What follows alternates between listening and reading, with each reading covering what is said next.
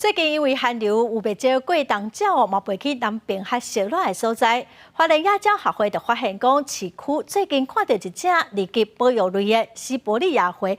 鹤，这款鸟啊是真少伫台湾出现哦，伫花莲是头一届看到，那么做伙来看卖。只听讲，真罕见的灰鹤出现伫花莲，不少爱鸟的人无惊寒冷，早点器材为全国各地赶来翕。也毋过灰鹤警戒心悬，只要有人挖见就会飞走，所以鸟友也真细腻，都惊去干扰这位人客。感觉，就很开心啊，因为它不是台湾的啊，很难得看到它。就是稀少，比较少过境台湾啦。来台湾已经没几次了，灰鹤了，因为这只是小朋友。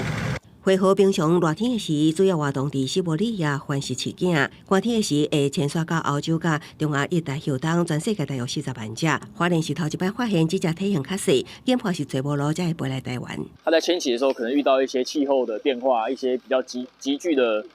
一些天气影响啊，然后它可能这一只单独的一只，它可能走失、迷航等等，才会到台湾来。eBird 上面的一些鸟类记录来看，在花莲算是第一次出现。因为灰鹤是受到保护的二级保育类野生动物，官府也呼吁民众观赏的时唔通去干扰。乡亲们去侵扰它或是喂食它的话呢，会触犯野生动物保育法的规定，那会有1年以下的一个徒刑拘役，或者是一些并科罚金6万元以上30万元以下的一个状况。因为灰鹤爱伫产地找食，馆长市政府也呼吁农友将事耕作的时，会当以礼上台，互这只鸟仔伫遮度过寒冬。记者综合报道。